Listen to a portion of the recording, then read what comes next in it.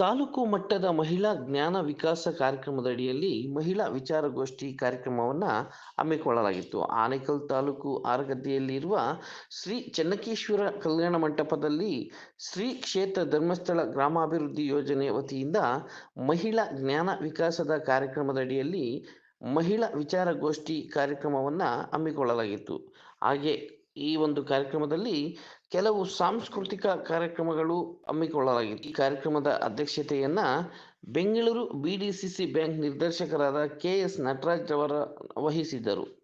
ಇನ್ನು ದೀಪ ಬೆಳಗುವ ಮುಖಾಂತರ ಕಾರ್ಯಕ್ರಮಕ್ಕೆ ಚಾಲನೆ ನೀಡಿದರು.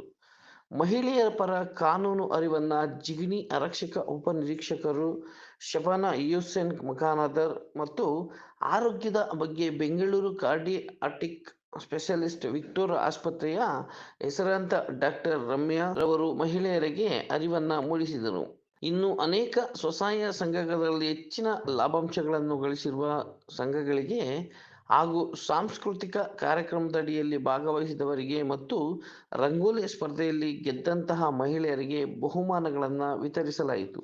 ಇನ್ನು ಕಾರ್ಯಕ್ರಮದಲ್ಲಿ ಧರ್ಮಸ್ಥಳ ಕ್ಷೇಮಾಭಿವೃದ್ಧಿ ಸಂಘದ ಯೋಜನಾಧಿಕಾರಿ P Nagesh, Bengaluru BDCC bank ನಿರ್ದೇಶಕರಾದ ಆರಗದ್ದೆ ನಟರಾಜ್, ಆರಗದ್ದೆ ಗ್ರಾಮ ಪಂಚಾಯಿತಿ ಅಧ್ಯಕ್ಷೆ ಸುಮಾ ರಾಮಸ್ವಾಮಿ, ಶ್ರೀ ಚೆನ್ನಕೇಶ್ವರ ಸ್ವಾಮಿ ಚಾರಿಟಬಲ್ ಟ್ರಸ್ಟ್ ಅಧ್ಯಕ್ಷರಾದ ಕೆ ಶಾಂತಾರಾಮ್, ಆರಗದ್ದೆ ಗ್ರಾಮ ಪಂಚಾಯಿತಿ ಸದಸ್ಯೆ ಭಾರತಿ ವೆಂಕಟೇಶ್, ಆರಕ್ಷಕ ಉಪ ನಿರೀಕ್ಷಕರಾದ ಶಬಾನಾ ಯೂಸೆನ್ ಮಖಾನದರ್, ವಿಕ್ಟೋರಿಯಾ ಆಸ್ಪತ್ರೆಯ ಕಾರ್ಡಿಯಾಟಿಕ್ ಸ್ಪೆಷಲಿಸ್ಟ್ ಡಾಕ್ಟರ್ ರಮ್ಯಾ, ಜ್ಞಾನ ವಿಕಾಸ ಸಮನ್ವಯಾಧಿಕಾರಿ ಮತ್ತು ಮೇಲ್ವಿಚಾರಕರಾದ ಸುಮಾ, ಮಂಜುಳಾ ಹಾಗೂ ನೂರಾರು ಮಹಿಳೆಯರು ಈ ಒಂದು ಕಾರ್ಯಕ್ರಮದಲ್ಲಿ ಭಾಗವಹಿಸಿದರು.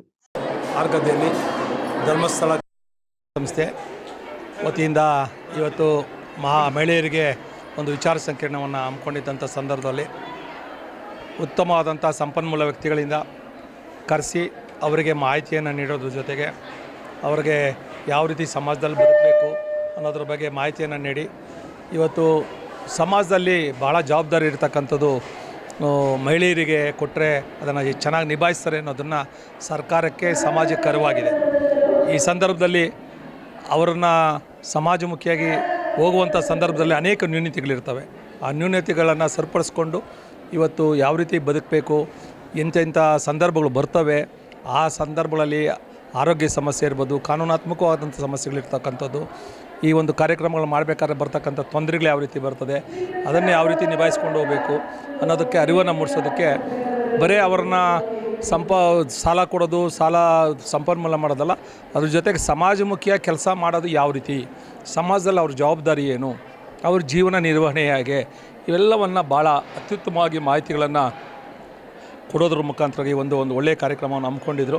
ಅದಕ್ಕೆ ಈ ಒಂದು ಧರ್ಮಸ್ಥಳ ಸಂಘದವ್ರಿಗೆ ಹಾಗೂ ವೀರೇಂದ್ರ ಹೆಗಡೆ ಅವರಿಗೆ, ಹೇಮಾವತಿ ಅಮ್ಮ ಅವರಿಗೆ ನಾವು ನಮ್ಮ ಆರಗದ್ದೆ ಗ್ರಾಮ ಪಂಚಾಯಿತಿಯ ವತಿಯಿಂದ ಅದರಲ್ಲೂ ವಿಶೇಷವಾಗಿ ನಮ್ಮ ಆರಗದ್ದೆ ಭಾಗದಲ್ಲಿ ಮಾಡಿದ್ದಕ್ಕೆ ಅವ್ರಿಗೆ ಅಭಿನಂದನೆಗಳನ್ನು ಸಲ್ಲಿಸಿ ಅವ್ರಿಗೆ ಇನ್ನೂ ಆ ಭಗವಂತ ಧರ್ಮಸ್ಥಳ ಮಂಜುನಾಥ ಸ್ವಾಮಿ ಆಯುರಾರೋಗ್ಯ ಐಶ್ವರ್ಯವನ್ನು ನೀಡಲಿ, ಅವರಿಗೆ ಇನ್ನೂ ಹೆಚ್ಚಿನ ಕಾರ್ಯಕ್ರಮಗಳನ್ನು ಮಾಡುವಂಥ ಶಕ್ತಿಯನ್ನು ನೀಡಲಿ, ಅವರು ಯಾವುದೇ ಒಂದು ಕಾರ್ಯಕ್ರಮ ಮಾಡಲಿ ನಮ್ಮ ಗ್ರಾಮ ಪಂಚಾಯಿತಿಯ ಎಲ್ಲ ಮುಖಂಡರು ಅವ್ರ ಜೊತೆಯಲ್ಲಿದ್ದು ಸಹಕಾರವನ್ನು ನೀಡ್ತೀವಿ ಅಂತ ಈ ಸಂದರ್ಭದಲ್ಲಿ ಹೇಳಿ ಈ ಭಾಗವಹಿಸಿಗೆ ಅವಕಾಶ ಮಾಡಿಕೊಡೋದಕ್ಕೆ ಅವ್ರಿಗೊಂದು ಎರಡು ಮಾತನ್ನು ಮುಗಿಸ್ತಾ ಇದ್ದೇನೆ.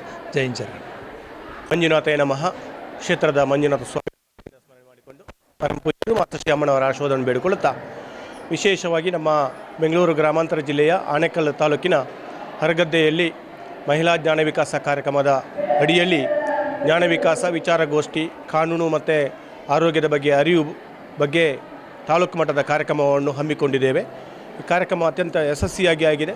ಕಳೆದ 32 ವರ್ಷದಿಂದ ಧರ್ಮಸ್ಥಳ ಗ್ರಾಮಾಭಿವೃದ್ಧಿ ಯೋಜನೆಯಲ್ಲಿ ಜ್ಞಾನ ವಿಕಾಸ ಮಹಿಳಾ ಕಾರ್ಯಕ್ರಮದ ಅಧ್ಯಕ್ಷರಾದಂಥ ಶ್ರೀಮತಿ ಹೇಮಾವತಿ ಅಮ್ಮನವರು ಈ ಒಂದು ಕಾರ್ಯಕ್ರಮವನ್ನು ಅನುಷ್ಠಾನ ಮಾಡಿಕೊಂಡು ನಮ್ಮ ರಾಜ್ಯದ ಎಲ್ಲ ಜಿಲ್ಲೆಗಳಲ್ಲಿ ಕೂಡ ಅತ್ಯಂತ ಯಶಸ್ವಿಯಾಗಿ ನಡೆಸ್ತಾ ಇದೆ. ಜ್ಞಾನ ವಿಕಾಸ ಕಾರ್ಯಕ್ರಮದಲ್ಲಿ ಮಹಿಳೆಯರಿಗೆ ಶಿಕ್ಷಣ, ಆರೋಗ್ಯ, ಸಾಂಸ್ಕೃತಿಕ ಹಾಗೆ ನೈರ್ಮಲ್ಯ ಈ ರೀತಿಯ ಎಲ್ಲ ಮಾಹಿತಿ ಕಾರ್ಯಾಗಾರಗಳನ್ನು ನಮ್ಮ ಜ್ಞಾನ ವಿಕಾಸದ ಮಹಿಳೆಯರಿಗೆ ತಿಂಗಳಿಗೆ ಒಂದು ಸಭೆಯನ್ನು ಮಾಡಿಕೊಂಡು ವಿಶೇಷ ಕಾರ್ಯಾಗಾರಗಳನ್ನು ನಾವು ಮಾಡ್ತಾಯಿದ್ದೇವೆ. ಅದರ ಜೊತೆಯಲ್ಲಿ ವಾತ್ಸಲ್ಯ ಕಾರ್ಯಕ್ರಮ ನಮ್ಮ ಜೊತೆಯಲ್ಲಿದೆ. ನಿರ್ಗತಿಕರಿಗೆ ಮಾಸಾಸನ ಕೊಟ್ಟುಕೊಂಡು ಅವರಿಗೆ ತಿಂಗಳಿಗೆ 1,000 ರೂಪಾಯಿ ಮಾಸಾಸನ ನೀಡುವಂಥ ಕಾರ್ಯಕ್ರಮ, ಜೊತೆಯಲ್ಲಿ ವಾತ್ಸಲ್ಯ ಕಿಟ್ಟು ವಾತ್ಸಲ್ಯ ಮಿಕ್ಸ್ ಕೊಡುವಂಥ ಕಾರ್ಯಕ್ರಮಗಳು ಕೂಡ ನಮ್ಮಲ್ಲಿವೆ. ಅದರ ಜೊತೆಯಲ್ಲಿ ವಾತ್ಸಲ್ಯ ಕಾರ್ಯಕ್ರಮದಲ್ಲಿ ಅವರಿಗೆ ನಿರ್ಗತಿಕರಿಗೆ ಮನೆ ಕಟ್ಟಿಕೊಡುವಂಥ ಕಾರ್ಯಕ್ರಮ ಕೂಡ ನಮ್ಮ ಯೋಜನೆಯಲ್ಲಿ ಇದೆ.